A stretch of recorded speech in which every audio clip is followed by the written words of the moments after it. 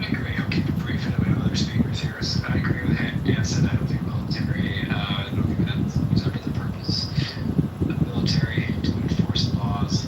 They're what essentially make us literally a military state. And where we draw the line is even a bigger problem, right? If we're gonna start with, well, okay, yeah, let's war on drugs, right? Like you stated earlier, Rocha with Nixon. Um, then where do we stop? There has to be a distinction between what military represents and what DEA, our enforcement agency, FBI. Those agencies are better equipped, and it's counterintuitive to have military. Like the rabbit hole that we can go down if we start with drugs, um, to continue down that path to enforce other laws in this country would, I think, just be extremely problematic, to say the least. Yeah, as radical as it is, what if we tossed out the idea? I mean, we forget, in history terms, not that long ago. It's not the 1800s. It was, prohibition was real. The fact that you couldn't go out and buy beer, and of course, what happened was organized crime. Al Capone took full advantage of that. So, similar to today, if we legalize a lot of these drugs, it's gonna essentially significantly reduce the demand for the need for the cartel, and their business. So, yeah, Mr. Interested what others have to say. Hey, moderators, this is Congressman candidate John Kitover. I'd like to be put in the queue to answer this room title question. Go right ahead, future Congressman Kitover. We're honored to have you here in our presence. Go ahead. Thanks for organizing this room and having a rational discussion with regard to this topic. I asked Grok, hey, Grok, why should the U.S. end the war on drugs? How much has been spent on the war on drugs since Nixon? And I tagged Pete Hegseth, the Secretary of Defense. Grok replied, the U.S. should end the war on drugs immediately because it has failed to reduce drug use or availability despite massive costs, fueled mass incarceration, disproportionately affecting minorities, exacerbated violence via black markets, and ignored effective public health approaches like treatment and harm reduction. Diverse analyses, this is all cited by the Brookings Institute and the ACLU, show legalization and regulation saves lives and money. Since Nixon in 1971, over 1.2 trillion has been spent per estimates from the Statistic and the White House Budget Office. That's the first thing I wanted to say in regards to title. This is what I wrote. This is what I would consider to be the next step. 1.2 trillion since 1971. This is the next step. Democracy dotters, ferocious fascism, cackling communists, equally frauds cavort crazily all over the globe. They are hemming us in. They are abortive births of the American liberty and dream. But liberty stirs once more in the womb of time. Evolution makes its changes by anti-socialistic ways. The abnormal man here on Clown House, who foresees the trend of the times and adapts circumstance intelligently, is laughed at, persecuted, censored, put in the goo, often destroyed by the herd. But he and his heirs, when the crisis comes, are survivors. Above us today hangs a danger never yet paralleled in history.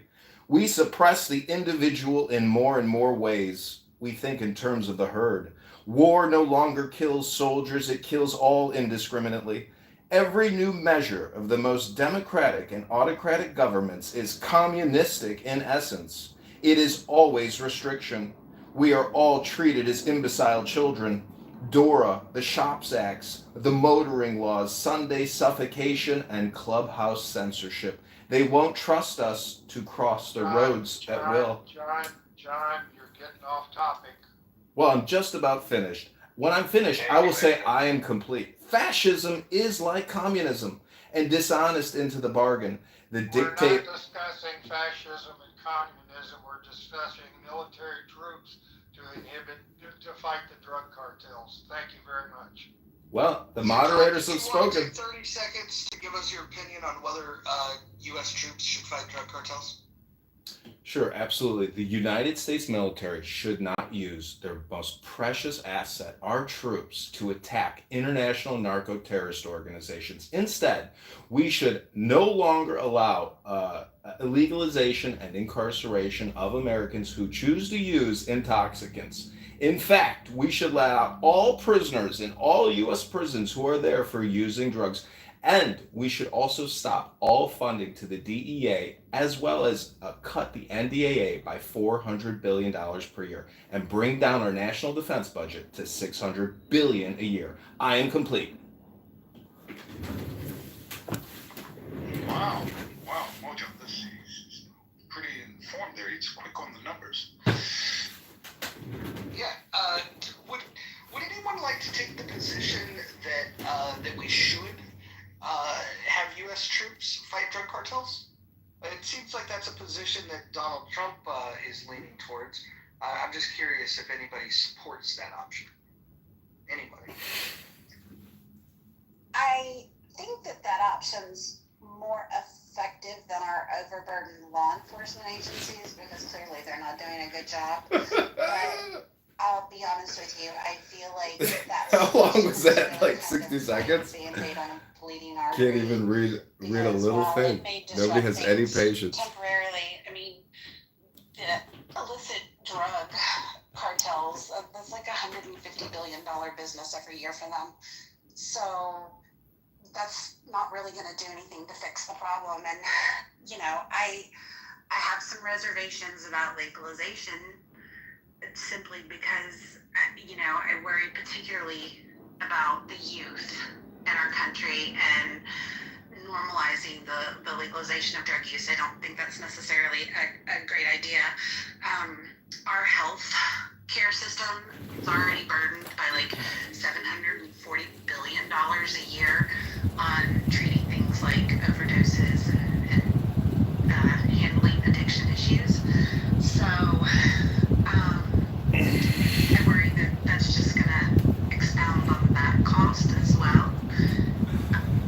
And I don't really know that decriminalizing it, which is kind of like that midway road, I don't know that that's even really the solution either, because that really isn't going to do nothing for controlling the supply-demand issue, which is going to still give the cartels power. So I don't know. This is not an easy fix.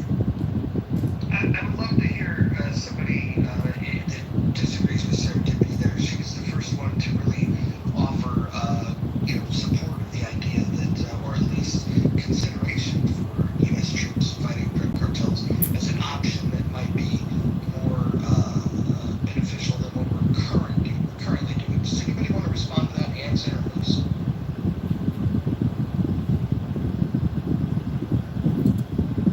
I want to object to the question based on what Serendipity said. If everybody in here agrees we should use the troops to fight the cartels, but she said that law enforcement is not doing a very good job in fighting.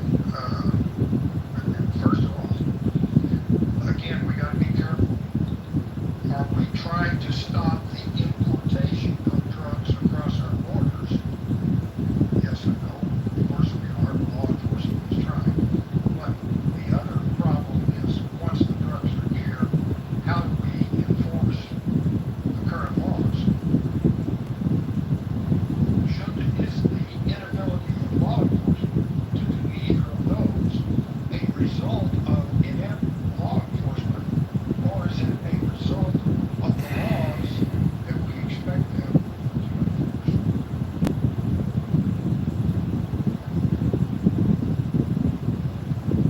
It's an interesting thought. Adam, so you were supporting what you heard Serendipity say. Did you want to maybe build on that and perhaps respond to what Hanson said? Give me a second. Sorry, I'm in a store. It's, but there's a, I'm not going to be erased. HK5. This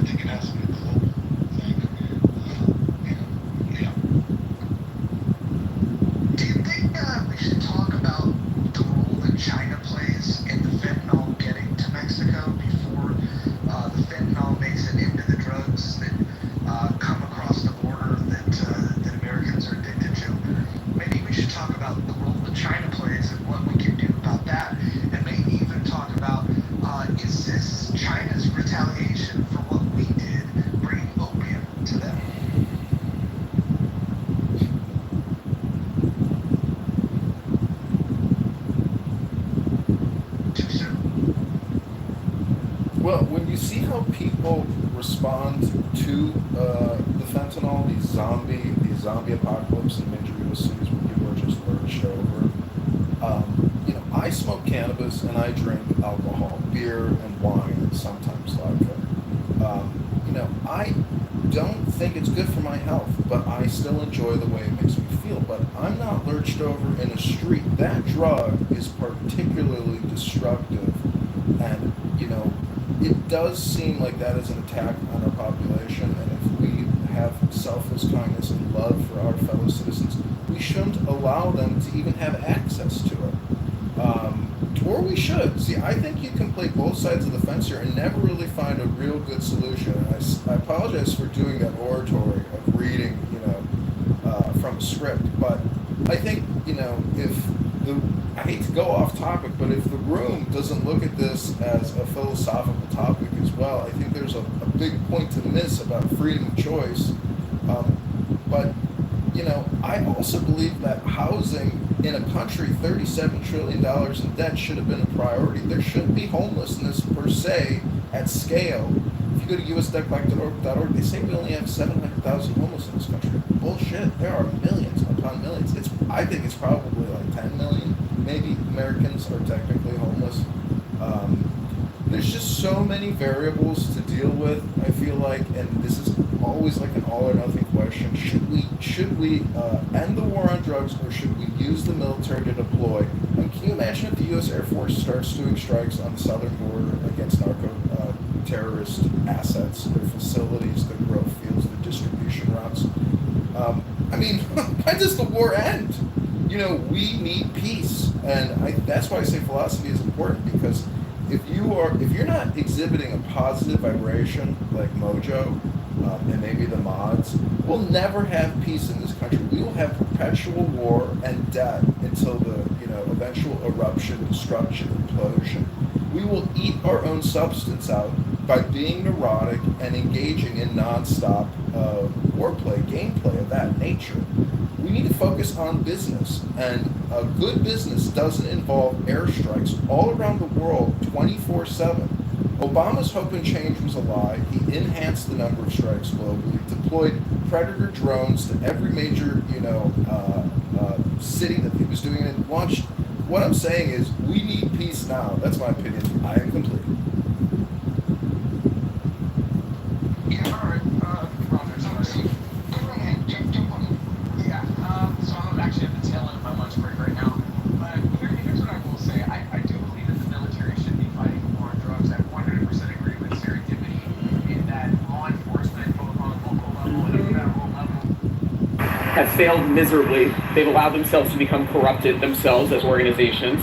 They've allowed to pass as they continue to protect their own without looking at the aims of protecting the American public. I do believe that more lethal force should be sanctioned at the border. When you do identify that there's certain people that are moving across certain cartels trade lines, I believe that the military should take whatever form of actions up and including to death in preventing those people from coming over the border.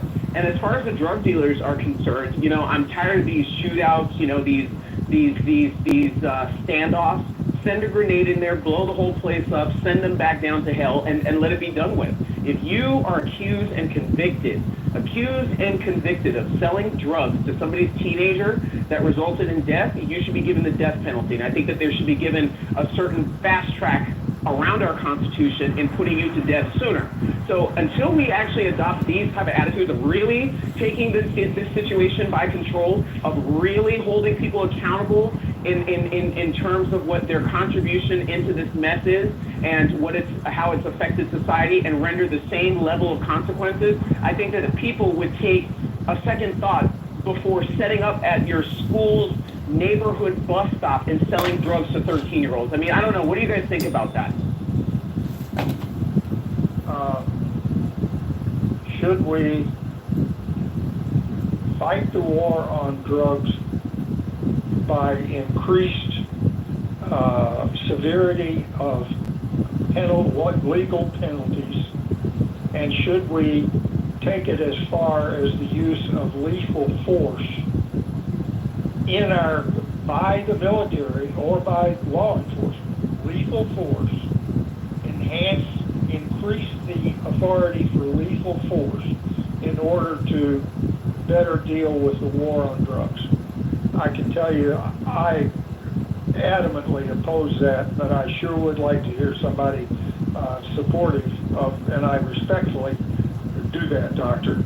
I oppose it, but I sure would like to hear somebody endorse it. So I'm going to endorse it from the standpoint of experience. Wait a minute. I asked for somebody else. Okay. Yeah, sure. Okay. This is supposed to be a conversation, folks, not just a two-way debate. And Anson, sorry, I was stepped away. What was your question that you wanted an answer to? Should we better fight the war on drugs by dramatically enhancing legal penalties, including use of the death penalty, and using lethal force on the border and in our streets, increasing the use of lethal force in order to better fight the war on drugs? That's essentially what Doctor was advocating. I'm not going to go point by point to rebut that, but I sure would like to hear somebody, if they endorse or oppose what the doctor just proposed.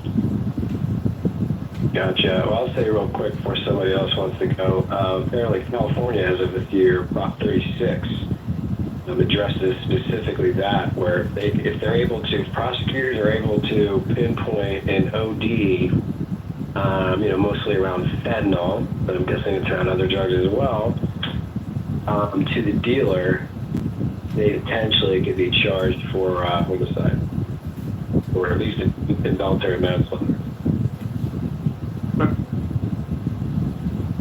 But that is using existing laws with more rigor. It is not increasing this. It is not using the laws to increase legal penalties and use of lethal force in our streets and on the borders. I could answer this for you, Captain. Sir, with all due respect, I would disagree with it. But I would agree with you if it's the only plan to target cartels and not fundamentally work with the Mexican government to help shore up some of their, in some facets, to help build their economy so that the people could work. But sir, with all due respect, these cartels traffic, kidnap, ransom, torture. They take wholesale groups of people, and I don't know, sir. Like if I have received that order, I have no problem sending them to go meet Davy Jones, and I would do it gladly over and over again, just because of the level of violence and human degradation that they bring onto the world. I don't know if it would fix America without other internal policies. I'll leave that for the people that are smarter than me. But as somebody, I would say, let me at them, sir, and I promise you they won't cross a single line. Would you use that same, if you were ordered to go into the streets of America to do what you just suggested we do, as opposed to going across, or were you restricting your comments to moving across the border to engage with the cartels in their own territory in Mexico? I would never want someone like me deployed on the streets of America. Americans don't want me on the streets of America trying to go target people. I'd leave that up for the domestic forces. You would want us, or and particularly you, guys like you, to target outside of that. That's our role. That's our area. Like internally. That's up to the people here. You have to decide what kind of stances and policies you want domestically. But should we bring in people that are, should we allow these people to prey upon our citizens, rape them, kill them, murder them, torture them, and put them in, it kind of urged me on that. I say let us go and draw the line at our borders and let the domestic policies take them. Yeah, so I want to jump into this real quick. So we have models that look much different than the U.S. model. If you look at, for example, Portugal, where they legalized drugs, but they also destigmatized it and opened up a lot of rehab facilities to make sure that they could help people that suffer from addiction. This was the Portugal approach, which was very libertarian in their desire to allow people to do what they want to do, but offer them the help that they might need. If you compare that to a zero tolerance policy, such as Singapore, where they have harsh penalties, small amounts of drugs will result in many years in prison and even being caned. They also have random drug testing for the individuals, as well as compulsory rehabilitation. If you are caught utilizing drugs for the first time, they will put you in rehab and even offer long-term supervision after you're released. They also have strict border and customs enforcement to prevent it coming in at the border. Something that we don't care what comes in this border.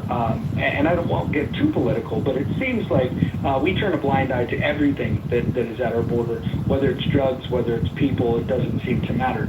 And so I guess I would just throw this out there that when looking at these approaches, Singapore's got the zero tolerance. They didn't have to go and send their troops into other countries. They were just able to take very drastic measures within their borders, which has resulted in probably the lowest drug use that you'll see of any country on planet Earth.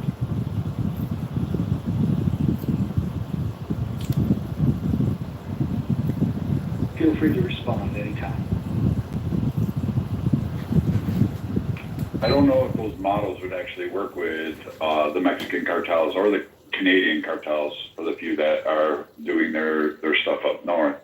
I don't know if that model would actually work over here with the stranglehold and the weaponry that the cartels have. I mean, let's not forget, the cartels actually have a significant stake in agricultural products, so they're shipping them over mixed with their drugs, but of course they're sending over agricultural products. I think we could lock down the border. I think we could do a better job in the Gulf. And I think domestically you could say, hey, we're gonna remove some of these scheduled drugs, and you're gonna do you. It hasn't looked so great in Oregon, Portland particularly. I do know Portugal is suffering some problems. It hasn't gone quite as smoothly as people like to elaborate. So I don't know what the correct answer is, but I don't think people should be in prison because whatever they want to do to their body, they should be free.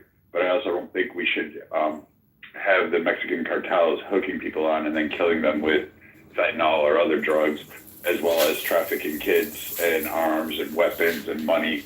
Like all of that combined, I feel these cartels prey not only on the Mexican citizens, but also on United States citizens.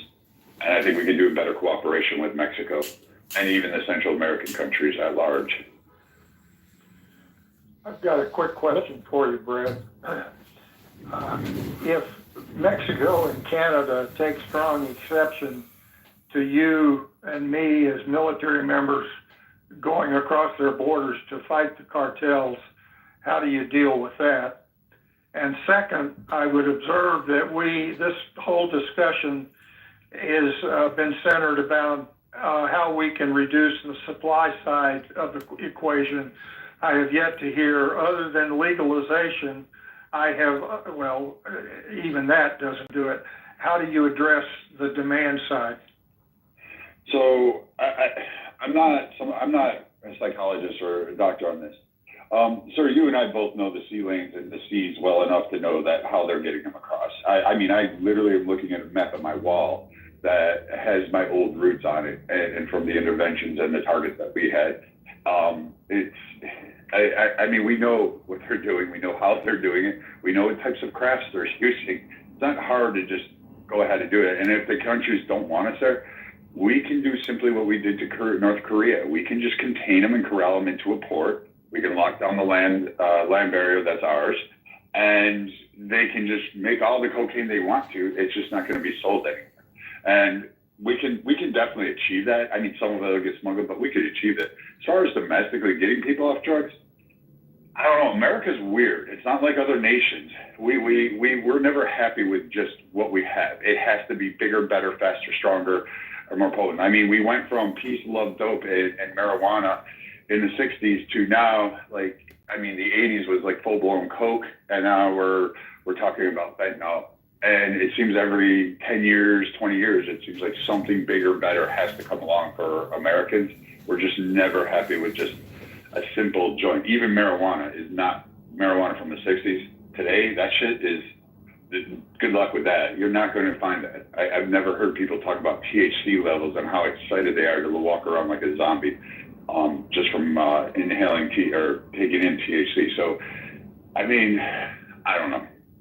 How to treat the domestic side, I really don't know. Maybe make it legal, but making beer legal didn't cure alcoholism. So I don't think making drugs is going to solve that problem.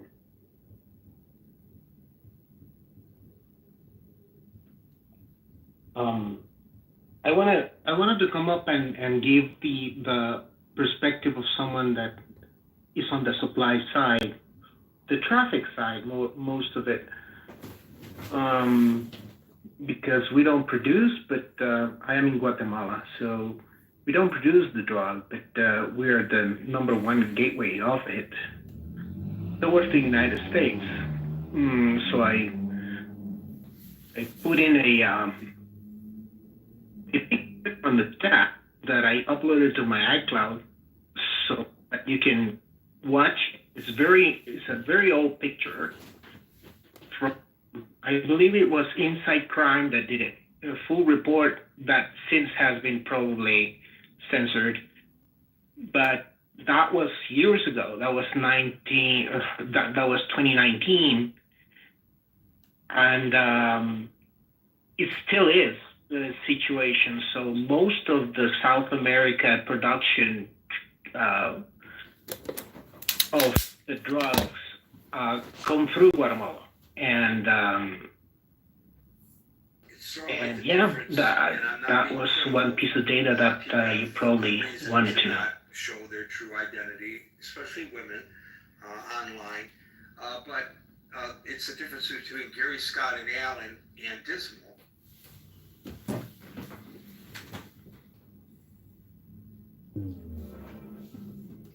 That's interesting. Could you help us understand the importance of Guatemala? Like the map shows, obviously, if accurate, some pattern here, but what is the strategic advantage? Is it geographic? What is it? What's the value add of Guatemala? It's the last country between Mexico and the United States, and it has shores in each of the oceans and ports in each of the oceans, and it's always been like that. It's been the choke point of the drug traffic from South America production into the United States. So it's shipped here through submarines or mostly flights, and also by land. But if you see all those are the routes, the known routes by law enforcement of shipments, and well, I think it speaks for itself. Hey, this is Congressman candidate John. I'd like to interject some new information into this conversation. It is relevant and topical. The U.S. national debt is now at $37 trillion, and the U.S. total debt, which is unfunded debt and interest, is $105 trillion. So if you want to go to war and fund trillions of dollars to go to war to do airstrikes on narco-terrorist assets facilities in Mexico and other countries, because it's not just going to be Mexico. They've got targeting destinations all around the Caribbean, I'm sure. And now that they put a $50 million bounty on the head of Venezuela, there's a lot of assets that can be targeted by our beautiful and multi-trillion-dollar Air Force. The question is, Is opening Pandora's box in our best interest, or is fiscal responsibility, prudence, and common sense in our best interest and the true nature of self defense, which is, buying what you can afford and being frugal and prudent, as opposed to just spending trillions and trillions and trillions of more dollars on forever war against narco terrorists? Is it worth it?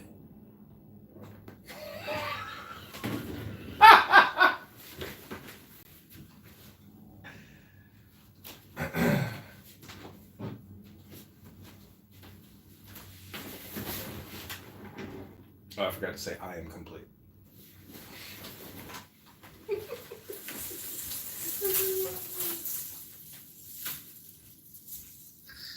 There are leaders in the, you get people like Andrew Robbins, Dr. Joe Dispenza, and others that could make a difference in mental health around the country, and starting with the young people, learning new ways of approaching life without, religion doesn't have to be ostracized in this way, because a lot of people that are religious use these kind of ways and approaching life. And when you talk about the usage of the drugs, most people, like you said earlier, John, you drink a little bit, and it's not that good for you, but you're not an addict. You're not someone that has sell his house to feed his habit. So I do think it's illegal, and I do think these kind of people I mentioned, if they're working with the government, they would be able to influence families and children in a different way, that the end result of it would be that it would be pretty transformational, and that I thought the night's watch might make a man of you. Managed to stay soft. His religion on somebody. It was something where families would be involved, children would be involved, and it would be common sense because it's science and data, and the proof's in the pudding right there. So what would happen is just the knowledge of it is one thing, but then the practice of it is another. It's like going to the gym. Yeah, you should go to the gym, but do you go? Right? So the follow through with these kind of different intentions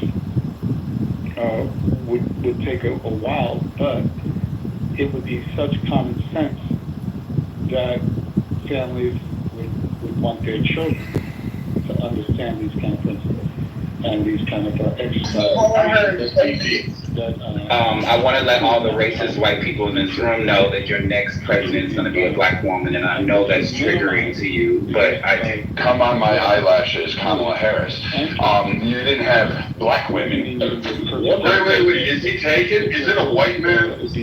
Much more clear way those dreams. What do you mean? Walk around a little empty, and the reason why there's this, one of the reasons there are people that engage a little bit too much is because they're trying to chase that happiness and chase that emptiness. So that, I think, would be, I don't like to use the word war. I think it would be more awareness of coupled with, like what Brad was talking about, isolating these concepts. I'm complete. Can I just say? Go ahead, John. I always like to ask the question: if you were king or emperor, or the number one guy, and you were looking after your tribe, your people, what are your priorities, for your people? And to me, if I'm sitting in the Oval Office and I'm the president, I'm thinking, how am I going to help the people of my nation? What can I do with them? Fighting drug cartels is not on my top 10 list of to-dos. There's a lot of other problems, and you can just come on Clown House and take a quick sample of the general audio and communication that's happening here and know that education is really malignant. It's just not there. I'm lucky I can communicate clearly and speak English. One of the rules of this house is that you have to speak English. And, that communication is what allows for transactions and really a de-conflict, a de-escalation of friction in society. I'm just saying that spending trillions of dollars to expand forever wars is not in the financial long-term positive vibration of our people. We have to be very mindful of the books now at 37 trillion. We can't plunge trillions. We can't keep spending 2 trillion a year that we don't have. Thank you, John. Thank you, John. Mac, I believe you are contributing to the conversation by exploring the demand side and seeking with uncertainty how to better control the demand side. And I agree that it's confusing, it is difficult, but somebody also said something related to prohibition, which I found kind of interesting as I thought about it. Prohibition was designed to drastically reduce the ravages of excessive use of alcohol in the country, and it failed miserably. And ever since Prohibition, as far as I know, about 20%, 10 to 20% of the population suffer from alcoholism. And the country has pretty much accepted that. If we illegalize drugs, I wonder what do we find that maybe 5, 10, 15% of the country, many of them that are already suffering from alcoholism, do we accept that ravaging of the nation and comply with John's admonition to spend our money better somewhere else? I wish I could get on board with the legalization, but I just, as a mom, my mind keeps going back to the kids. And the thing of it is, we already have an epidemic of over-medicating our kids with illegal medication. What are the ramifications of opening up this whole new world to them where you're suddenly combining, parents don't teach their kids to cope anymore. They give them a pill for it. And then you combine that with the use of legalized illicit drugs. What are we looking at doing to our future generations? Like this, that's the part I can't get around, making that access easier. What if I offered you an alternative here where, first of all, we have zero tolerance of narcotics at the border. I think that should be a start. And the legalization piece, I think, hear me out, could be worked into the private sector where we make sure that the drugs are fentanyl free. But then what if instead of, to alleviate your concern that you don't want your kids doing it, what if we sectioned off a portion of the United States? Let's just, for the sake of argument, we'll call it Barstow, California.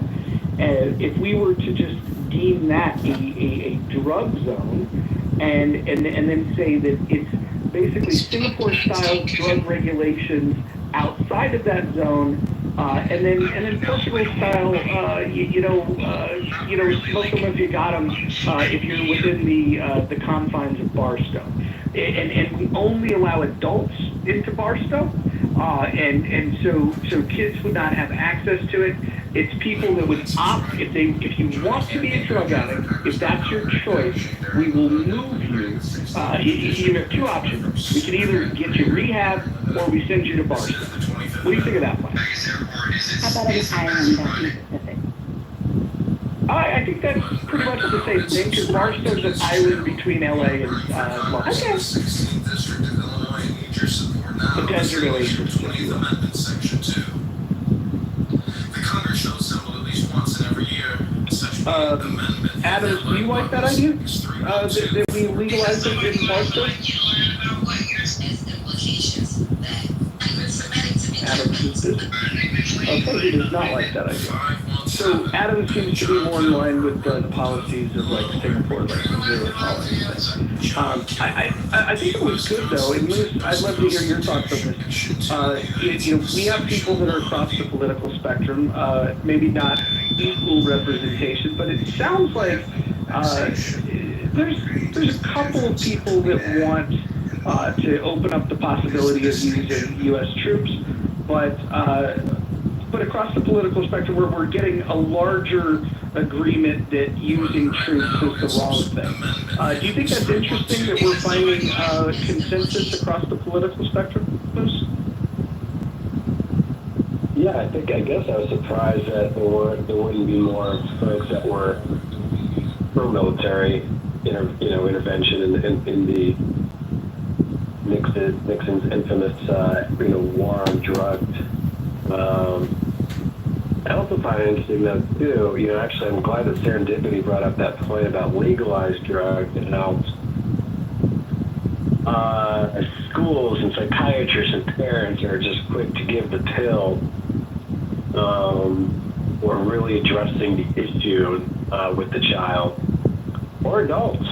No one's really mentioned the opioid crisis that the country went through. All the legalized drugs that doctors were writing scripts for left and right.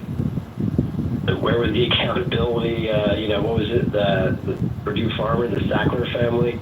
They paid a couple of million. Money prescribing opiates. Yeah, and I think that there was a slap in the wrist. A couple of billion for them is like, a cup of coffee for most people in this room. So it's like. So essentially now, doctors have gone to the extreme where essentially, pardon my hyperbole, but if you walk into the ER with a gunshot wound, people are trying to get a painkiller because now they're overcorrecting because of the opioid crisis. It's like, oh, you're not gonna, I'm not gonna be the doctor that be responsible for everyone. And so that's sad because now there are plenty of people that deal with chronic pain, have legitimate issues that are not drug addicts. That it's quality of life, and so what we do as a society is overcorrect to the point of where those folks who really need it have a much bigger. It's just far more difficult for them to get it. Versus when we were giving it out like M&Ms and popcorn. So it's but for some reason there wasn't really a lot of critique or scrutiny around the folks who were abusing the opioid crisis because it was legal. It wasn't barely coming over the borders.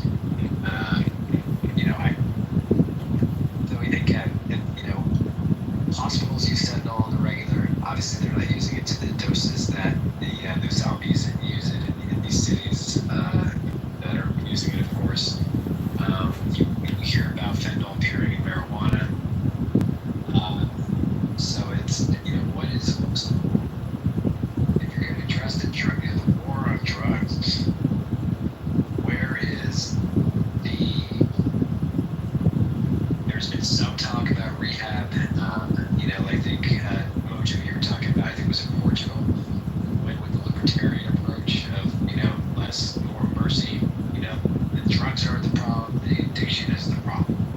Well, I think that is usually one of the main divides between the left and the right versus no, you're using a legal drug.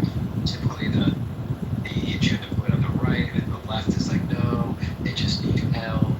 They just have an addiction, and there has to be something in the middle that says. Moose, have you been to an open air drug market in a major U.S. city and seen what it looks like?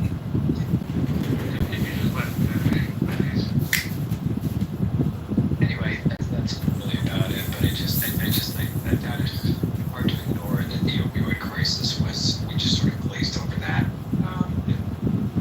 Many Americans, not young and old,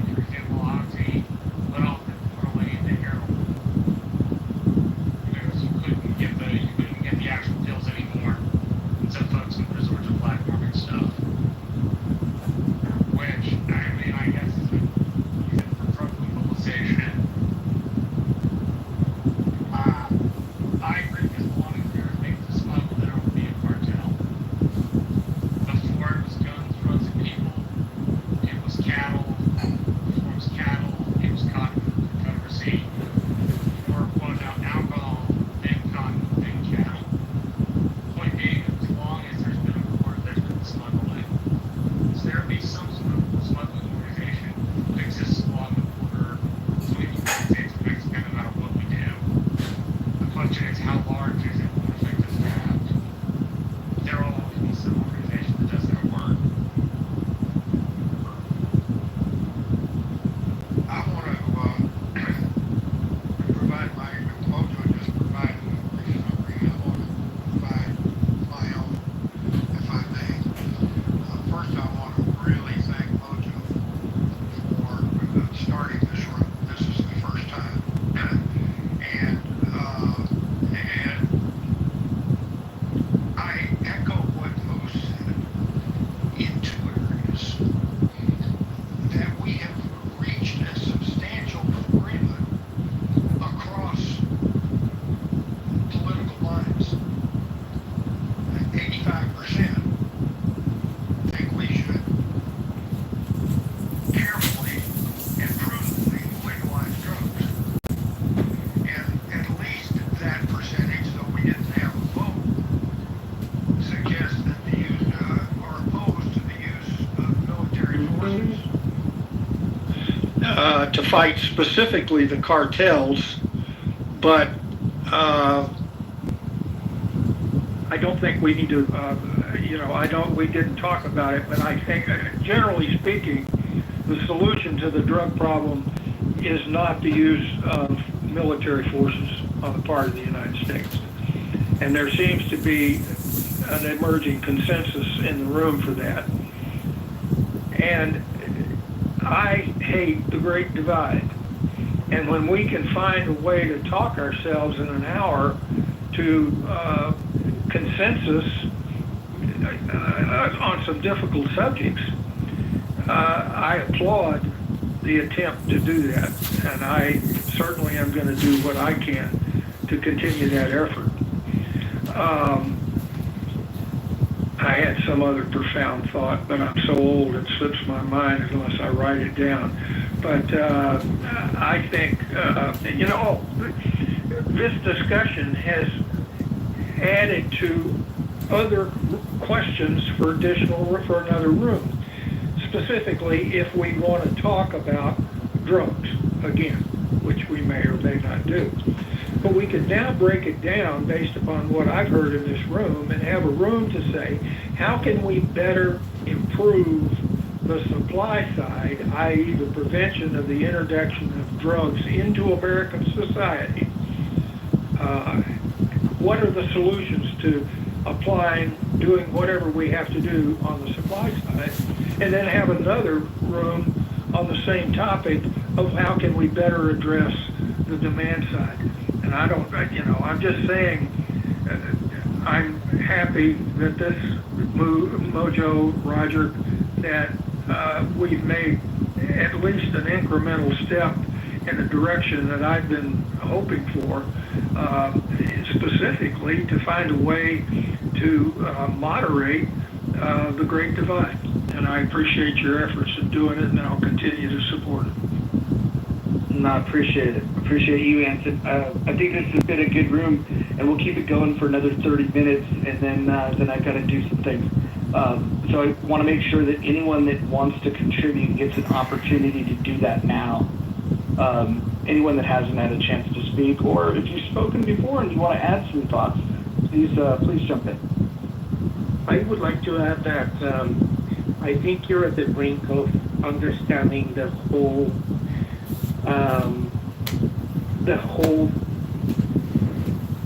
problem, and it's going to show to be a domestic problem. It is my belief, and I have very good reasons to think that the drug cartel, the principal drug cartel in the world, is the CIA and the intelligence agencies of the powerful nations in the world. So if you fix that, if you abolish the CIA, that would be a good day. Anybody want to push back on abolishing the CIA? I'll push back on it by describing it or changing the perspective on it. It's not so much the drug cartel, but it's power structures. And I would agency of my country in control of the power structure over that of what is essentially a terrorist organization. There could be a distinction without a difference between the two, but maybe I just have a bias. Can I just push back against it, actually, Roger? Yeah, go right ahead. I just want to quote the 29th verse of the Tao Te Ching. This is Chinese psychology. It's really the theory about doing nothing, that there's not a speck of dust out of place in the whole universe. I just think it's, at the CIA, at the FBI, at the IRS, it's probably a leadership and education, a wokeism problem. But this is the 29th verse. Does anyone want to take the world and do what he wants with it? I do not see how he can succeed. The world is a sacred vessel which must not be tampered with or grabbed after. To tamper with it is to spoil it, and to grasp it is to lose it. In fact, for all things there is a time for going ahead and a time for following behind, a time for slow breathing and a time for fast breathing, a time to grow in strength and a time to decay, a time to be up and a time to be down. Therefore, the clubhouse sage avoids all extremes, excesses, and extravagances. I am complete.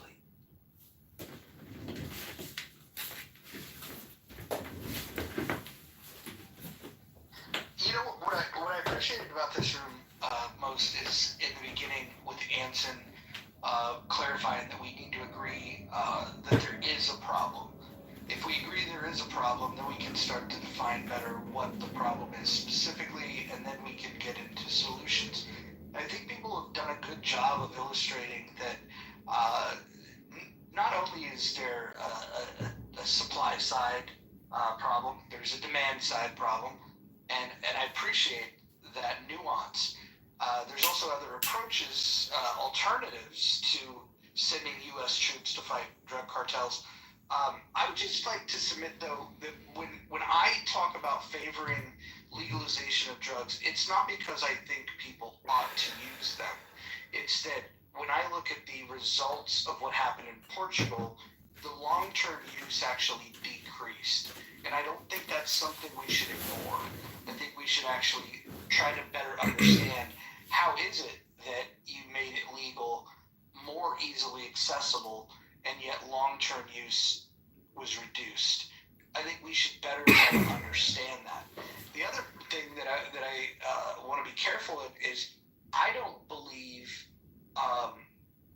that reducing the amount of people that use drugs is even really the goal that I have in mind. If somebody wants to use drugs, like, for example, if Keith Richards of the Rolling Stones decides that he wants to be in his hotel room and use illicit drugs, I don't really care about that. That's a personal choice that he can make. The problem that I have is the violence that's associated with obtaining the drugs. Because when you drive something into the underground, if you can't go to the police and if you can't utilize the courts, you're going to utilize a different system of justice. And this is why if you're selling crack cocaine on a rival street corner in the city of Baltimore, or you could pick whatever big city you'd like, this is where you have violence. And if you look at the gun violence in this country that people rail about when they talk about they want to restrict your access to guns or gun ownership rules, they forget that when you eliminate suicide and when you eliminate justifiable homicide, of the homicide rates, the majority of that is contained to about 6 city blocks in about 10 U.S. cities. That's the overwhelming majority. And so, and then if you ask yourself, well, what's causing the violence? It's not necessarily using the drugs, it's the business of selling drugs. So I think there's more to explore here, and I appreciate people not wanting their children to have access to these drugs. But just because something is bad for you doesn't necessarily mean that the right solution is to make it illegal. I would compare this in many ways to those that are trying to restrict sugar intake, for example. I'm opposed to that as well. I think that we should have the same laws for cocaine, for heroin, that we do for selling onions. Mojo, with the Portugal experiment, did they really legalize all drugs across the board? At what levels? How far did they go? So they rolled it out over time, but before they did that, they offered a ton. This is something that conservatives and myself probably have to struggle with, and this is why it failed in Portland.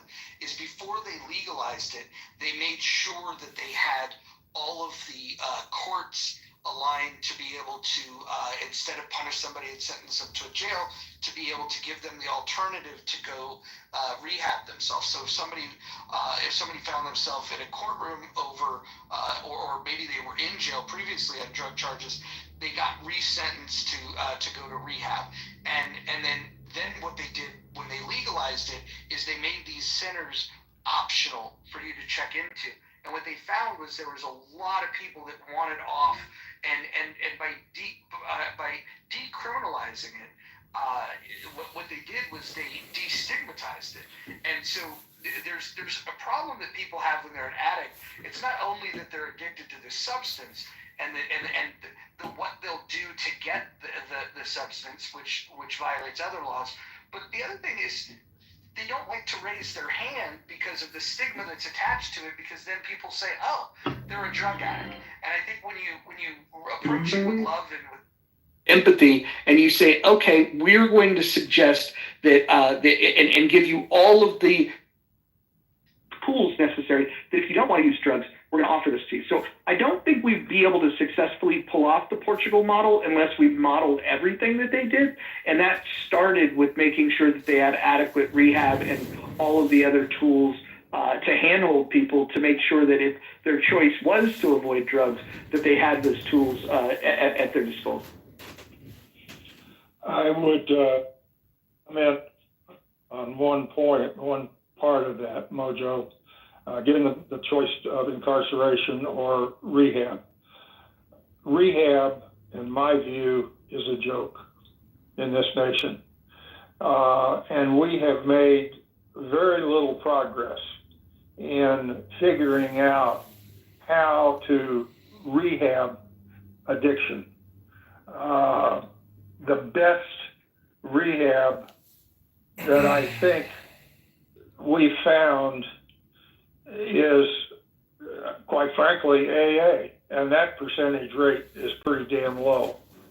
But many go to any AA room, and if there's 20 people in the room, there's going to be 2, 3, maybe 5 that are going to have their sheet signed by the moderator, by the guy that runs the room, so that they can prove to the judge that they're continuing to go to AA. If we want to make inroads into the demand side, I suggest that the mental health community needs to get its act together and develop a warp speed COVID-like program to rehab people, which is a combination of psychology, medication. Just relying on the spiritual approach in AA is, as we've been doing for the last 80 plus years, is not going to get the percentages anywhere of success anywhere farther up the scale than we are right now. So I would suggest a major effort on the part of the mental health community to figure out how to better rehab addiction is a crying need in the country. Well, I don't know if you're familiar with the studies that they do on mice, but what they found was that if you offer cocaine to mice, the ones that will go and utilize it are the ones that are not socialized with the other mice. Now, we don't know for sure if this plays out the same way with human beings, but it stands for reason that if you're isolated, if you're alone, if you don't have a social connection with people that are living law-abiding, traditional values in their life, I would imagine that if we could identify people that are isolated and make genuine attempts to end that isolation, that would be the best effort that we can make that would help people to resist the temptation of drugs. Because that study is very fascinating. That the thing that leads to the biggest predictor of which mice are going to use it are the ones that have already isolated themselves from the other mice. It is kind of fascinating. Although I would imagine it's case specific though. I could see that working for fentanyl. Fentanyl users, I've never done it, but my understanding is you're not you're not looking to be loquacious and be socialized. You're essentially looking to nod out, nod off. But the other drugs that were very conducive to partying in the rave scene and Molly and cooking the 80s, the stockbrokers doing coke at lunch and Molly to go to raves and ecstasy and all that. I think it would be case specific. Similarly, I think marijuana is unique in that way because I think there's a lot of stoners that are very antisocial, and they just zone out at home doing their thing, playing video games, whatever it is. But some people read books. I'm just saying that people use drugs for performance enhancement, experience enhancement. And, Big Pharma pumped trillions of dollars worth of experimental mRNA vaccines into our bodies. And, I think that a room that has an all or nothing title is generally clickbait. And I'm just saying that if you were to do a full assessment and expand your scope, you would see that this small little room title, which deals with a very specific, operation, because it could be global. It doesn't just have to be Mexico. Couldn't it be, the heroin distributors from Afghanistan or Italy? Like, where does the war end on fighting international narcotic smugglers and terrorists?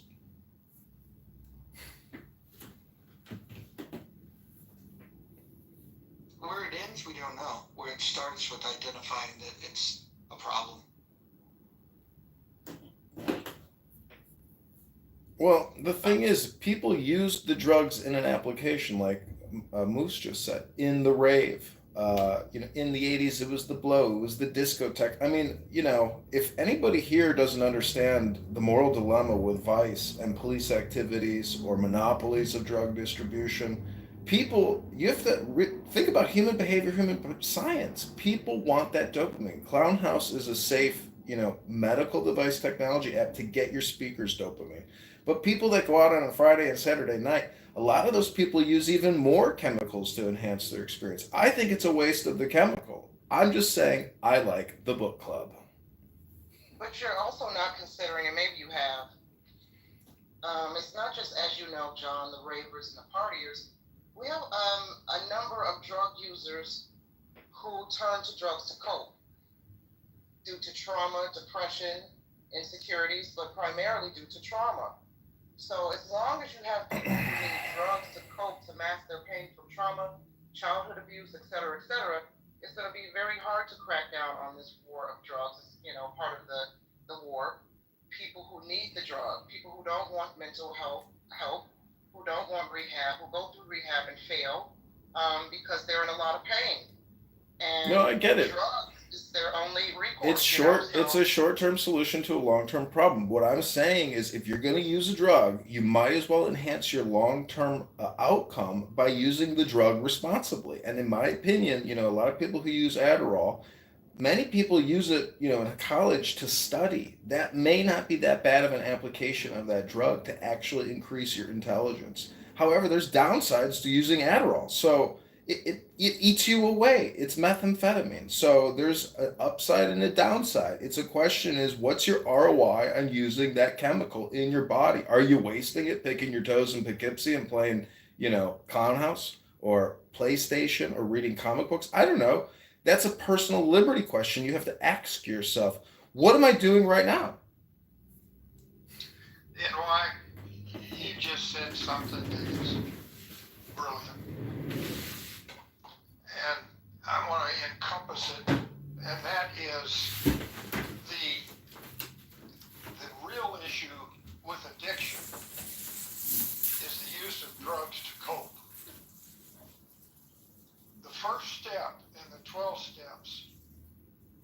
is I became powerless over alcohol, and I was powerless over alcohol, and my life became unmanageable. I disagree, and I've got about 30 years of experience with this. I disagree with that, but I'm not going to rewrite the big book. My life became unmanageable, and then I became powerless over alcohol. If you address the unmanageability of an addict or a normal person's life, then you make tremendous strides in reducing the excessive use of drugs and alcohol. And I think you hit the nail on the head, NY, and I really appreciate that input. Thank you, sir. I dealt with it in my family. I've had family members who were addicts. And one particular family member who was very, very close to me, I spent a year helping them kick the habit. And they have been clean and sober for about 3 years now.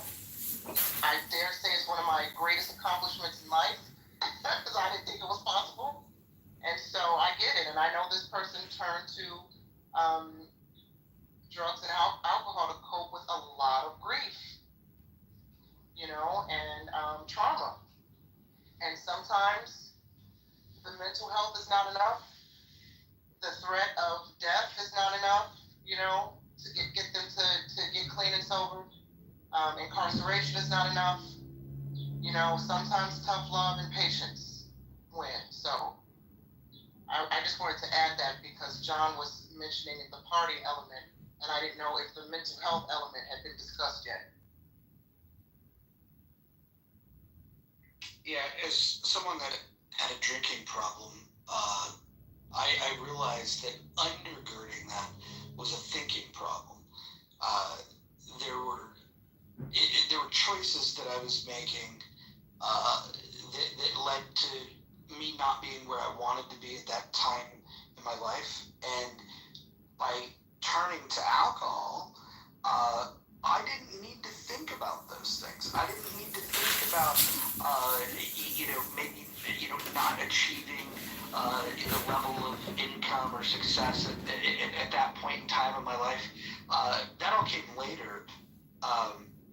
But the alcohol, some of it was fun. Some of it was like, hey, let's just go out and have a good time. But the reality was, I was avoiding dealing with other issues that were. I was more comfortable with spending my like a ridiculous amount of money on alcohol, and spending all of my evenings overindulging, and then spending the next day recovering, because that was less of a problem to me than dealing with the fact of the real issues in life. Like, why did I underachieve here? Why did I fail there? Why am I not as competitive in the workplace? And then once I gave it some thought, the very thing that caused me to stop drinking alcohol was the thing that caused me to open up all kinds of avenues in my life, improving relationships with friends and family, financial success, all of those things. And so it's a thinking problem. And so I would say that where you find addiction, you've got something that precedes that led to the addiction, that made the addiction tolerable. And by the way, nobody starts out saying, hey, I want to be an alcoholic. You start out with like, I've had a bad day, I'm going to have some drinks. And then all of a sudden you have a pretty good evening. Now your next day is going to suck, but that just leads to more drinking because we've figured out a way to solve that problem. Then when you're having a good day, well, now you want to celebrate. And so then everything that happens becomes a reason to drink. And I don't have an addiction to other substances, so I don't want to speak on those things. All I can say is that as somebody that struggled with alcohol abuse, I would not want them to ban alcohol. I would just hope that people could be more thoughtful of like, why why am I turning to this substance? And my life has improved dramatically since I stopped drinking. And so, open invitation, if anybody struggles with alcohol and they need somebody to talk to, you can back channel me. I'm happy to have that conversation. I would like to offer a controversial contrarian position to the defense of alcohol in 2025. Go right ahead. So I think anything in excess is, dangerous. And there's a lot of people that work for alcohol distribution companies that live in Chicago. And there's a lot of bars and a lot of restaurants that sell an ice cold beer with a delicious slice of cheese pizza and pepperoni. And, that's part of society. I think, I told my mom the other day, I was like, Mom, why don't we just do a podcast and we'll call it Let's Complain About Everything and Be as Cheap as Possible? Because, like, to me, that's kind of a Protestant ethic.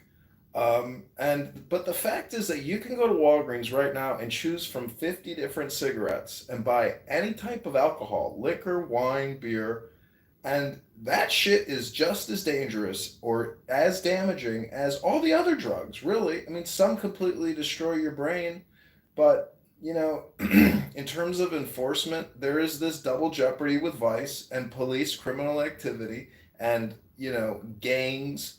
But the fact that you can go to Walgreens and buy a publicly, approved of type of product, I'm just saying there's not a speck of dust out of place in the whole universe, but to send special forces overseas to conduct assassination, hits against narco terrorists is very dangerous. And if you're a parent and your son is in the Army or the Marines and you want them to go over there and start killing narco terrorists, well, there's probably a better strategy. And if you play chess, you realize you don't sacrifice your soldiers in a futile attempt to control a drug marketplace.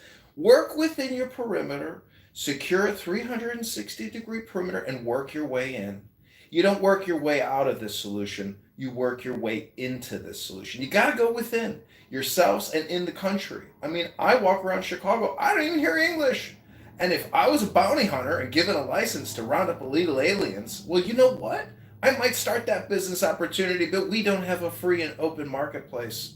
We have a controlled economy. It's all based on fiat currency. Anyways, I could go on, but I love the room, and I hope you've all enjoyed this incredible rational discussion group.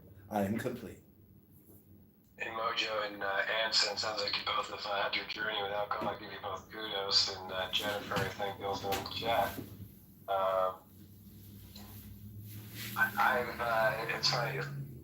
I think part of the problem with addiction, particularly with alcohol, is because it is socially acceptable, right? You go on if you're single, you go on a date, yeah, sure, you can meet up for a cup of coffee, but on the average, I think it's safe to say most people will go and meet up for a drink, for the icebreaker. You're going to go to after-work happy hour with coworkers.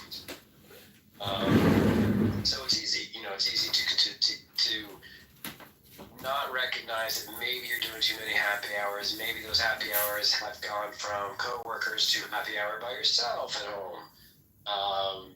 It's interesting because I've heard some stories. I've got a regular Friday night poker game, very low stakes, like $20, with everybody but me. They're all AA. I'm what they call their token normie. I'm able to open up a bottle of wine, have one glass, and that's it. Maybe not drink for a week, a month, 6 months, whatever. The spirit moves me. But yes, some of their stories and some of their rock bottom stories, ooh. Many of them realize that they're lucky to be alive. I think most of it was alcohol abuse, but there's definitely those who dabbled in the old school heroin and junkies and literally when they're robbing people to get their fix, right? So I always have high respect for those that were like, you know what? Whatever the addiction may be, this is not working, right? And Mojo, you outlined things that weren't working for you. And I think that is, what did Shakespeare say above all else? Know thyself. So it's, but obviously fentanyl is a problem, but I do think there is an underestimation of the problem with alcoholism in this country because it is socially acceptable.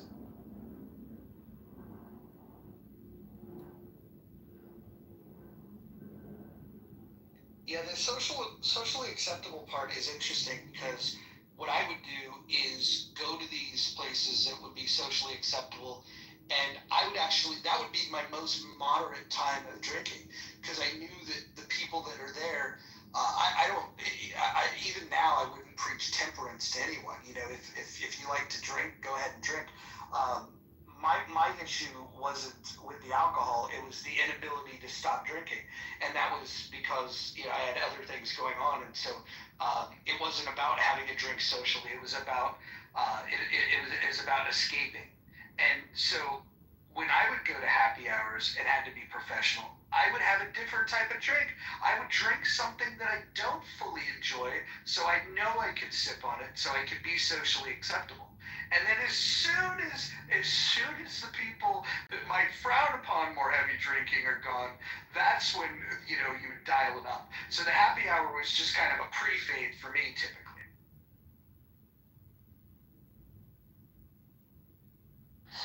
And it's so common and so pervasive in society. That's not a unique story, Raj. It's that's the thing, right? And yeah.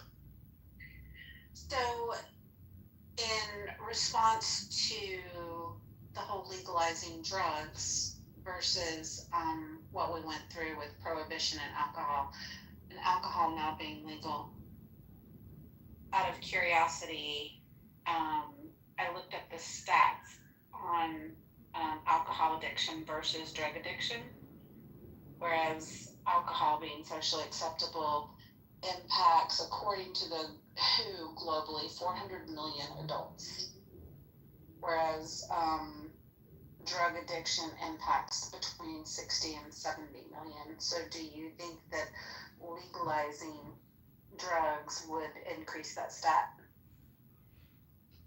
Well, again, you'd have to look at places that have taken this approach, and one such instance would be Portugal, where long-term drug use has declined.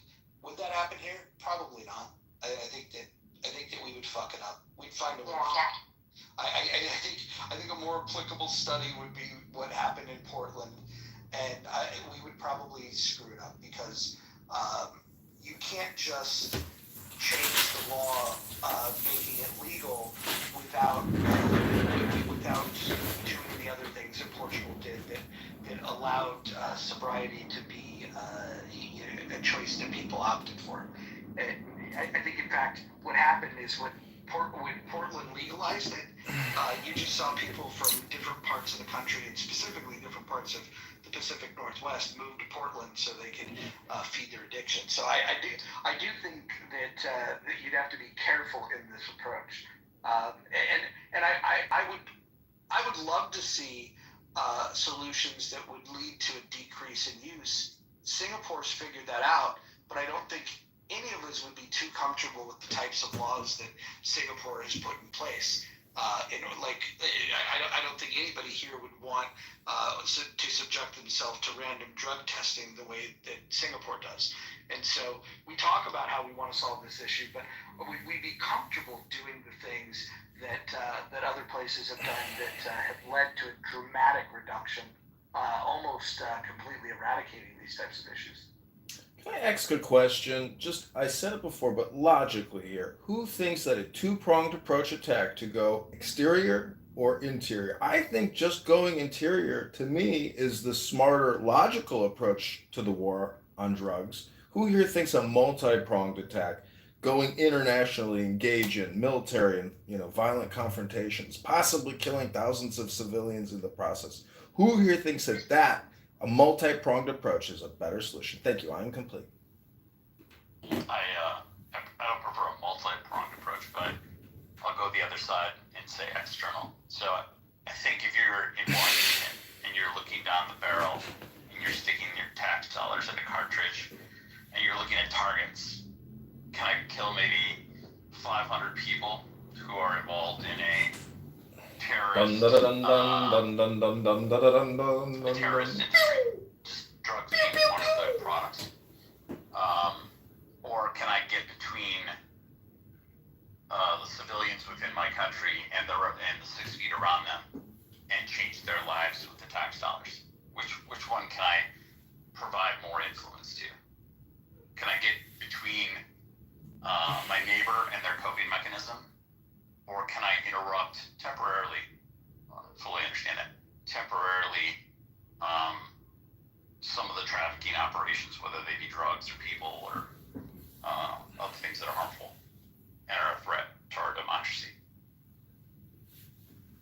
But do we live in a democracy, or is it a representative republic?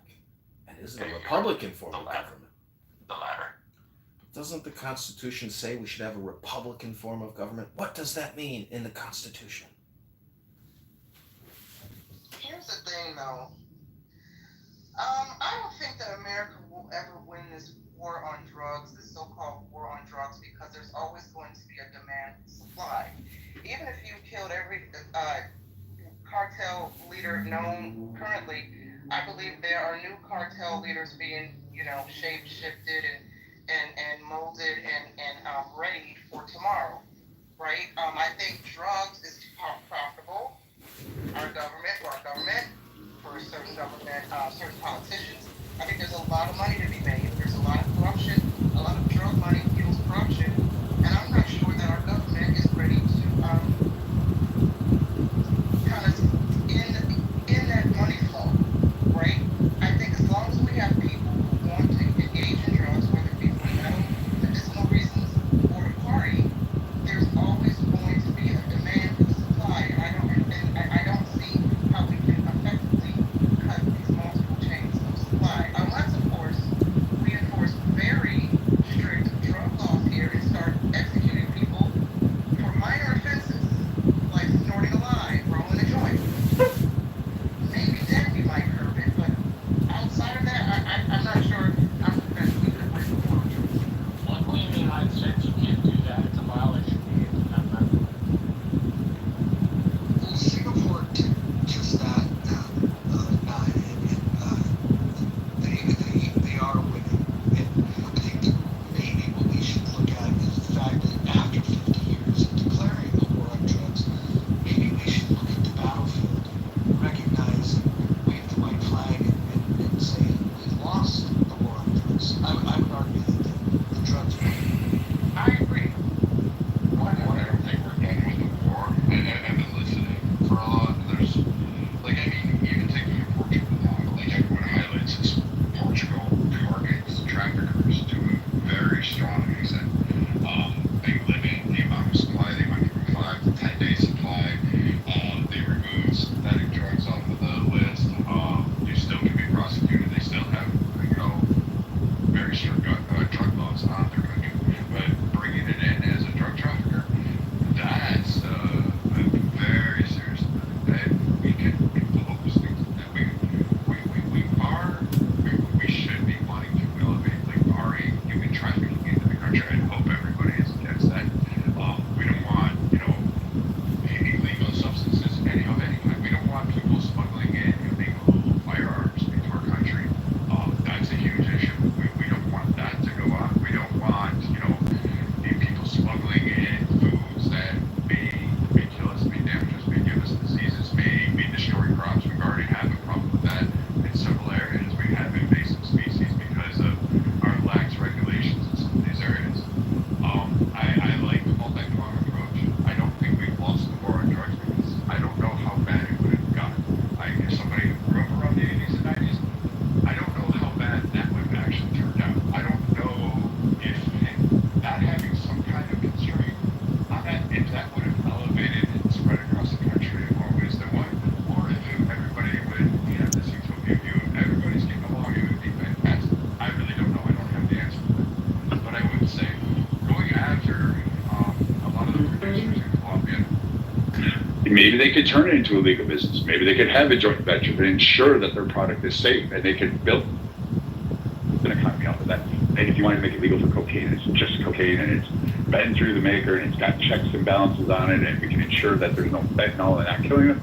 maybe it would help them. Maybe that's a better avenue to go. We don't have to necessarily blow up everybody. But I think right now, with what we have of the cartels and the militant and military mindset that they have in terms of this, you're not going to break them because they'll come after anybody else. You have to actually break them in order to pursue your domestic policy because they will still try to find a way to work around it. They've been successful. The U.S. used the banks in Florida during the cocaine epidemic to basically boost the U.S. economy. There's more banks that were popping up in Florida than any other point in our country's history, and some of them are still around today, and they're all cocaine banks. So, you can handle all the things you want domestically, but you have to break that terrorist approach, and you have to patrol your borders. You're going to have to really step up, because otherwise, all the domestic policies are going to mean shit unless you have a strong enforcement on the policies you actually care about and you're willing to commit action. So target. And politicians really were to say, hey, let's get rid of the cartels. We don't need them south of the border. We could have that done within a couple of months. That's not that long. It's not forevermore. And we can definitely wipe out most of them are infighting amongst themselves right now because they're falling apart. But if we could keep the head off of that snake and not let them coalesce, it'll make short work of what we have right now. It's not that difficult to perceive. Hey, John, you asked a good question. If I was king, how would I allocate the resources? And this is basically you're asking, should we internal means fix the demand side and external means fix the supply side? And if I was king, I would say 70-30 on the demand side, and very careful management of the resources of what that 70% is. To just say, I'm going to spend a lot of money on mental health is not as specific management of the addiction problem and the drug problem. I would say that a substantial part of that 70% must be carefully targeted within the mental health allocation of resources to specifically address addiction related to alcohol and drugs, and how best to prevent it in the first place through good mental health practices like helping with depression and so forth, and then not squandering all those resources, scarce resources, for other areas of mental health that should, I'm not saying ignore them, but I'm saying the money that we devote to mental health should be specifically addressed to the amount of money dealing with addiction to drugs and alcohol. But what is mental health but education? If you're so stupid to go to Costco and Walmart and buy giant jugs of vodka and drink them every single night in your 60s, is that the smartest thing to do for your health? This is not an economic dilemma, in my opinion. You can't look at supply side and demand percentages. To me, I think you have to look at it from the opinion that there's not a speck of dust out of place in the whole universe. It's far few people. Mojo evidently thought his way through his issue. I have been unable. I was unable to do that, and it was more than just thinking on my part, which ultimately became stinking thinking. And I'm a fairly intelligent guy, but my thinking was stinking. Therefore, I needed external help. Fortunately, I've availed myself of that, and it's helped me dramatically. So it's not just thinking your way individually through the solution. It is a mental health effort to teach people how to deal with the subject as the demons swirl around in their head. And just thinking about how to calm those demons down is nigh impossible for many addicts. Well, I'm just saying temperance and abstinence, are rooted in source information. I'm just saying I read a lot of books and I have AA books and they are so wise and beneficial, but reading it versus talking about it, I'm just saying from a public policy standpoint and a spending standpoint, to continue to borrow and spend to fund change overseas with regards to imports is a waste of our treasury. We have to be very careful how we spend the assets at the treasury. And Doge has eliminated almost $1 trillion now of woke spending education contracts. So we waste our money, and now we want to spend more money. I want to try to stay on topic. Thank you. I'm just saying to fight international drug cartels costs money, and the only way to get that money is to borrow it, and then you spend it. So unless you're all prepared to rubber stamp and sign your name on a piece of paper that says I want to borrow $1.5 trillion to continue to fund the war on international narco terrorists using our military and CIA with no supervision or transparency, and just write a blank check, there you go, spend it. Thank you, John. We've heard that before. I have a question, and I've never thought of it this way until I'm hearing these different opinions. But and I'm firmly in the camp that we don't use the military. But let's just say, as a thought experiment, we were going to use the military, and let's say we were going to take out the cartels, and let's say we were going to go and like incinerate the opium fields and utilize the military in a way that destroys the ability to create a supply of drugs in the first place. We could do that. We could do that. The problem that would then come from that is we're spending money to do it, right? We're probably not generating a lot of goodwill in doing that. An easier way, and maybe a more cost-effective way than sending troops. What if we just did what we do to farmers when we tell farmers that we don't want them to grow something? We give them a subsidy.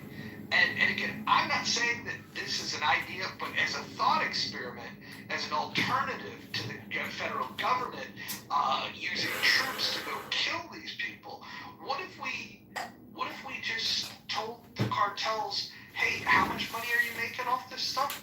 Okay, what if we just paid you to not sell it? And then and then incentivized them, create an incentive structure for them to not sell drugs. So borrow and spend to encourage them to obey our laws. So blackmail them. So, like, we tried this in the early 80s, late 80s, early 90s. We tried doing some of this stuff, what you're suggesting in Central America. Bribe them. The problem with and just highlighting one of the significant problems is that the CIA and our United States government decided to become a player in amongst the drug trade. So we were, running guns and drugs and cash all around Central America and flying them back and forth. If the U.S. government was to say, hey, I'm going to take a policy, we do not need these criminal cartels here. The Mexican people don't. I'm going to get with the Mexican government and I'm going to say, hey, we can help you. These are going to be issues. We're going to do it with you or without you. With you, what we can do is, I'm not going to destroy your land. I just want the cartels eliminated. I want the power structures and the power vacuums gone. We're going to seize those funds because primarily they come from the U.S. We'll make sure that we have agreements with you, and then we can open up trade relations. I'll subsidize you as long as you promise to proactively ensure that we don't have the rise of cartels here. Help stabilize that country. Do some investments. You're going to have to go ahead and do it. Instead of those subsidies going to the coca fields, which would be massive anyway, why not just sit there and say, hey, Mexico, let's start investing. Let's open up trades. Let's do this fair trade practice, and let's get this thing going and kicking off down the road. Now, all of a sudden, you have more benefits out of this than you would long term. The problem comes is when you allow the CIA to say, hey, we've got $1 billion in cash here that's literally being eaten by rats and it's floating in a barge. What do we do with this? And you park it offshore in a Cayman Island account. Now you've got major problems there. So if we were just to target that, say, hey, we're going to seize it and we're not going to get that money and we're not going to fund you weapons. I won't conduct revolutions on there. I'm not going to give you other assets. We are just targeting the cartel leadership. The cartels will break, they'll run, and then the people can decide. I don't think a lot of people know what living with a cartel is like. But if you ever want to, there's a couple of documentaries on it. there's some great journalistic on there, particularly by National Geographic. They can tell you, and it's not fun for these people. So it should be a human rights campaign for all those screaming about human rights. This would be one of them. Yeah, I'm surprised that you don't have people protesting, saying in the street, like, save these villages and towns, because they literally live under the oppression of the cartels. And their children are threatened, their women are raped. Like, that stuff goes on for them. So I'm just confused as to why we want to spare the cartels. There's a great documentary series, actually, Brett, Dirty Money. One of the episodes is exactly to your point you're talking about earlier with the banks and laundering. It's actually called Cartel Bank, HSBC, and how they have been laundering money for the Mexican cartel for decades. And essentially, were never held accountable. Couldn't follow the money, couldn't, just politicians bailed them out. But the amount, I mean, there's the infamous scene in Scarface, where they're literally, you see the bank president looking out his window, and Tony Montana and his henchmen are bringing in like duffel bags, like a convoy of duffel bags stuffed with cash to be laundered. You're like, it's just a movie. Nope, it's real. Well, Brad, what are you suggesting? That the U.S. military be the Knights of the Round Table and liberate these people from these oppressive drug lords that control them and manipulate and abuse them? Is that really our responsibility? I'm asking a question. When our own American citizens are drinking, I am not the one to sit back and say, let's just hold the curtains and lock the double lock the front door. I just hope it goes away. I'm more of the type of, I see the problem. It's been an ongoing problem. Why don't I just go out and kill the wolf? And then I don't have to run and hide from the wolf. You're saying there's one wolf? There's a lot of wolves in this pack, right? Doesn't matter. All I have to do is just keep hitting the head, and then anybody who wants to sit there and try to be the alpha, I can take him out. Our military, our men and women are really at that time. I will give our men and women.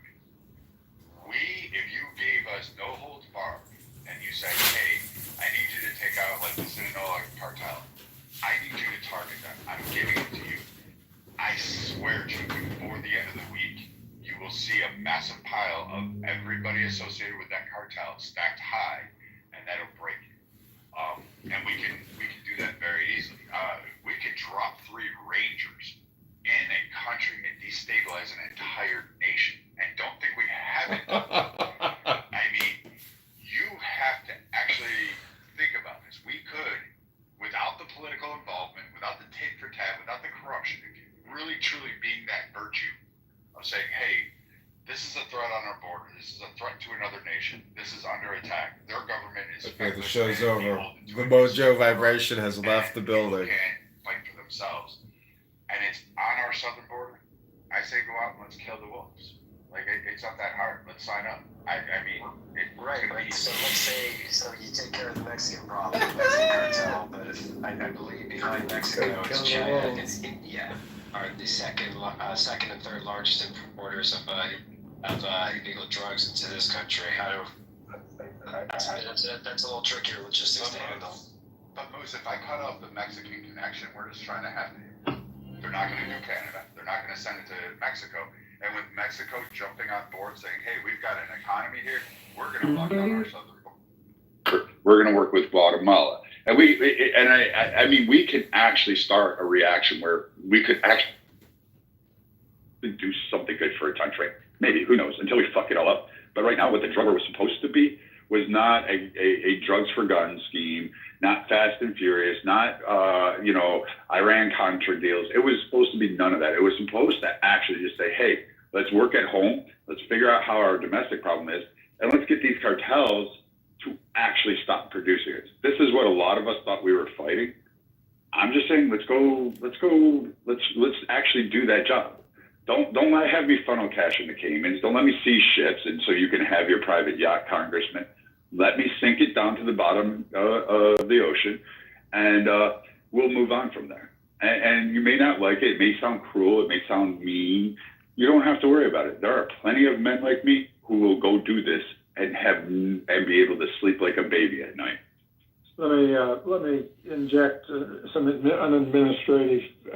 I see Mojo left, and I'm no geek, and so I have no idea how to close a room, and I'm not going to close it, but I am going to leave myself.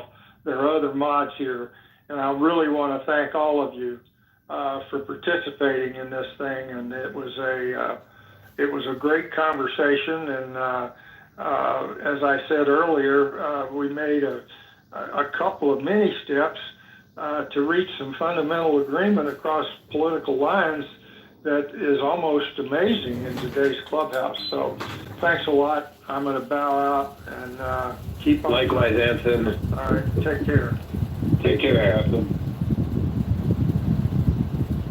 But Brad, if you were the, in the Pentagon, the 5-star general, why do you think deploying soldiers and giving them those operations is an effective usage of their time? Because you're going to have a lot of casualties and people that die. Plus, there's a lot of women in the narcotics industry. So they're going to be killing a lot of women who are ride or die type hoes with AK-47s that are going to die. I mean, why stir the pot? So first off, if one of these cartels, they employ women or have ride or die women that are going to pick up an AK, I'm perfectly okay sending them to go meet whatever sky daddy they go by. I have no compunction. Man, woman, or child, it makes no difference to me. If you're harming an American, I will gladly and without purpose will do it. And there are plenty of men. Do I enjoy having to see a kid or woman get involved in combat? No. But at the same time, if you're going to pick up the weapon, I now consider you a fair player. It does fuck with the mind a little bit, but at the end of the day, I don't know. Which do you like better? Do you like these cartels smuggling over sex traffickers? Do you like them killing people? Do you like them murdering babies? Do you like them, having the weapon states that they have? Do you like them taking your cash? Do you like them bribing officials? Do you like them being terrorists? Do you? I don't know too many people who do. Oh, who the fuck made me a mod?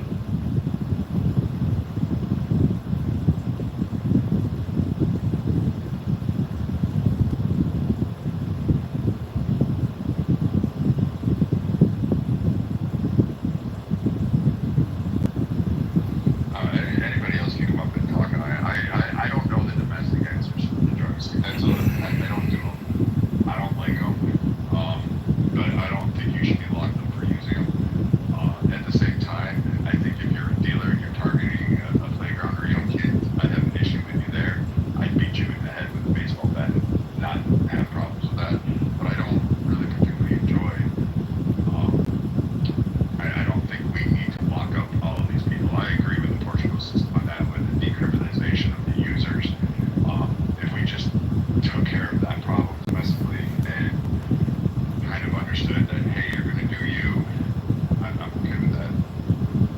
What do you think about, budget allocation and appropriations? I mean, are we even utilizing our national police force in every major city to do what they can really do to cut back on crime and alien invasion and drug distribution? I mean, or are Democrat leaders in major view? It's just a bunch of people. Just asking a question. It basically applies to these ones. Oh, I can show you lots of examples of where Venezuela's going to murder plenty of Americans since being released in this country since just No, no, I'm the same.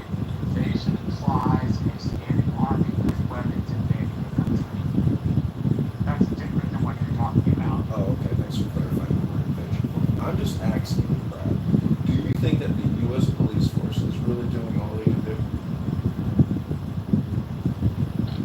Police forces need to be restructured in some of our courts. Again, police targeting users. I really don't care if somebody's wanting to snort heroin or smoke heroin. I don't know if they smoke heroin, but if I do, I don't really care. That just sounds like a whole lot of shit that I never wanted to know about. But if they're smoking water, brain, blood barrier is here. So if they're smoking heroin, that's not my problem. Like, you have a choice. You're accountable for your own life. I don't need to send policemen. I don't need to direct them. Now, do I need to direct this flyer? John, afternoon. This is Laura with the call. I don't know what We're reaching out on regards of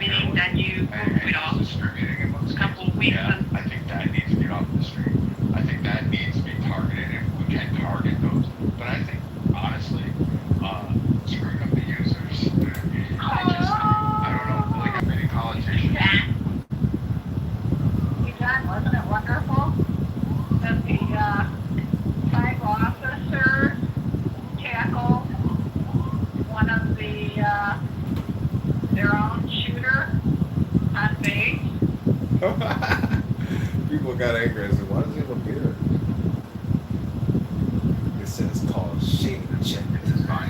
And every not going to hang up. This is the set measure. And I think we can resolve a lot of these things. I think a lot of these traffickers would run scared.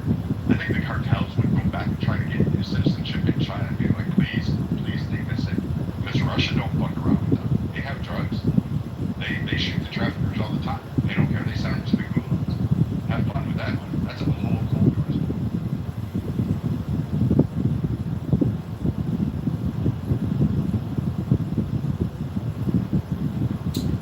Well, I think from like a domestic manpower, just having the people physically able to do what's required, I don't even know if the manpower's there. And then plus, in many of these organizations, they've spent a lot of time investigating their own. There's a lot of people that work in these agencies, whether it's Department of Homeland Security or ICE, etc. That maybe some of them are informants, to the dark side or the other side. So there's a lot of intelligence, and money in all of this, and thus you have vice and criminal, people who are involved in conspiracies to distribute and profit and get away with doing this type of activity at scale. But I'm just saying that you have to be pragmatic in terms of what you have and what your budget is. And unfortunately, we have a lot of stuff that is just, we don't need to replace it. We either need to use it or clean it or make sure it's in good condition.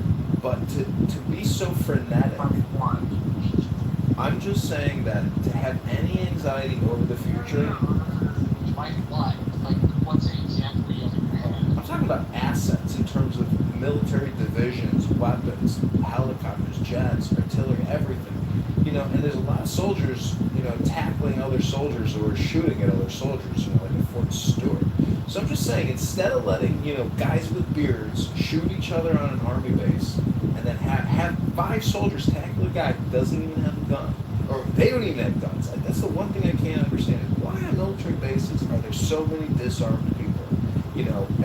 Even the police at military entrances sometimes aren't even armed with ammunition. They just got, blanks and that kind of, or there's no bullets in that rifle. So I'm just saying that if the United States wants to work its way out of the debt and the security crisis, I think you have to look at it from what is actually practical, pragmatic. What can you actually adjust? What levers can be pulled?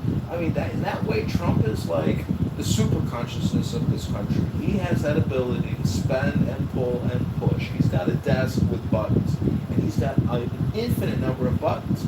But it just becomes a question of priorities. I think that Trump and Kennedy and his entire administration really understand that principle. I just think still at $2 trillion with a deficit, I mean, it's just going to get bigger. It's never going to stop. So I think just really determining what the best ROI is, the best bang for our buck is the way to go. And I think that they're doing it.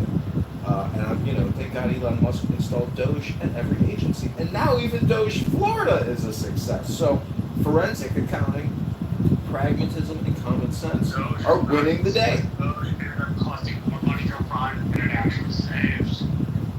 Don't be such a negative Nancy, you Republican Marshall. That's not being a negative Nancy. If you come in as a department that wants to cut federal spending, negative Nancy. Then you should cut more federal spending than your budget is. Otherwise, you can't justify your existence. You're just being a negative Nancy instead of a positive optimist. No. If I'm getting somebody who tells me they're going to save me money, yet they cost me more money than they save me, they didn't save me any fucking money. They've saved $1 trillion in woke DEI education contracts, Marshall. Which is exactly what Doge said. No, Doge saved America $1 trillion in woke DEI, climate change, gender studies. Only saves some money, not enough to justify its existence. Wrong, Marshall. They saved almost $1 trillion already. Go to the Doge calculator. To be able to justify its existence in the Department of Government Efficiency, you can't reasonably justify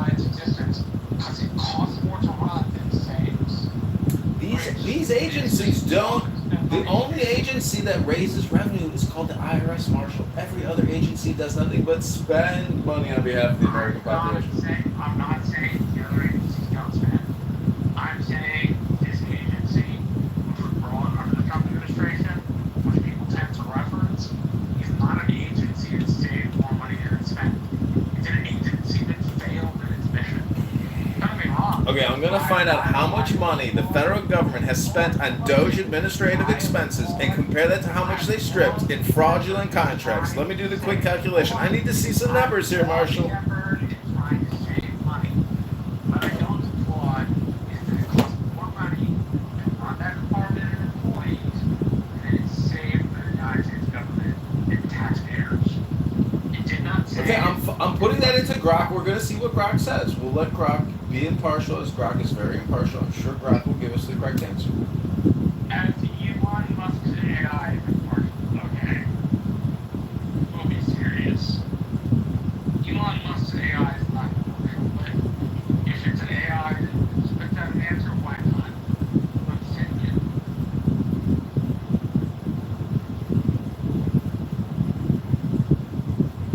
Hey, you I mean, yeah, Marshall, okay, I kind of want to talk to you on that. Now, if I am wrong, he's correct. okay, so it's actually more of a philosophical point that I want to get into, and it has to do with Doge. But, yeah, I mean, I'm going to give the two other rooms for asking this question. Which was insane that they get so offended by it, but I actually see what is going on in the US and what is going on in the UK, what's going on in Canada, and it's kind of like the end of liberalism.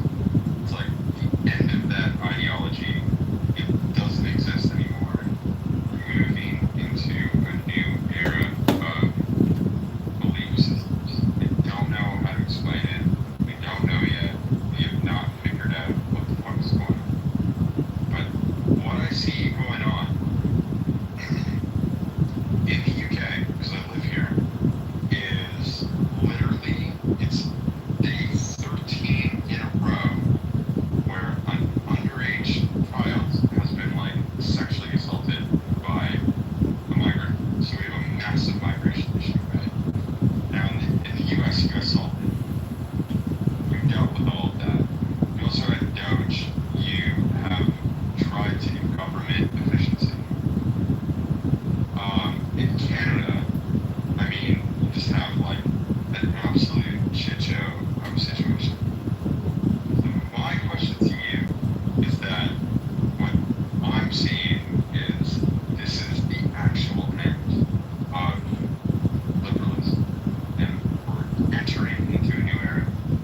Do you agree with me, or do you completely disagree? I'll agree that we seem to be on the cusp of something a little different. The end of liberalism, not so sure. The end of people believing that institutions are going to solve all their problems and that they don't have to pay attention to life. I think that's probably the thing that's the end of. Probably not having to pay attention to what's going on in life. I think now more than ever, you actually do have to pay attention. Projecting. In the UK, it's like people are paying attention to it. It's like everybody is like talking about what's going on in the UK with like the fucking migrant crisis. Like it's like literally it surrounds me day by day. I don't even want to talk about it, and I have people who's here talking about it. So it's like that is an issue. But then the UK, sorry, the US. Wait, Ewan, before you continue, before you hold on one sec. Let me just answer Marshall's claim. Okay, this is from Grok.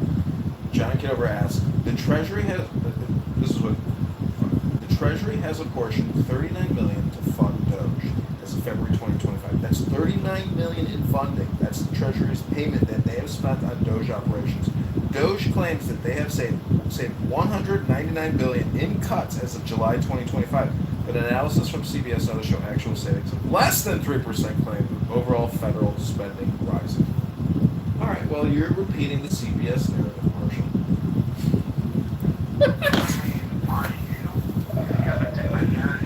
There's a Doge calculator. You can look at the Doge X account and see all the contracts, the screenshots from the acquisition system, SAP, that they use. Yeah, you're missing the point.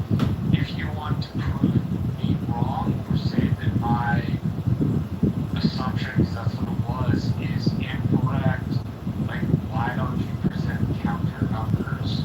I did. I just presented two counter numbers. And say, I don't know. They claim they saved $200 billion, and it cost them $40 billion to do it. I don't understand. I just gave you counter numbers. So they claimed they saved $200 billion. Well, they show receipts. The response doesn't show receipts. What you said was they claim. Okay, so if they're claiming, what's the evidence that they actually saved that much money? The receipts on the Doge X account. They have a calculator. The other side, CBS. The other side says CBS has no source when they say less than 3%. Marshall, I'm not gonna lie, like, we even saw a difference in, like, activism in the UK and here when Doge, like, cut off funding. It's very bizarre shit. I think that it's gonna take probably a decade for us to, like, fully understand. Okay, this is the end of the show. Okay, everybody go to johnforcongress.com. Thanks for joining. If you want to join the campaign, text 312-498-0517. You want to jump in one more clown house? Going to the sign and say, you just remind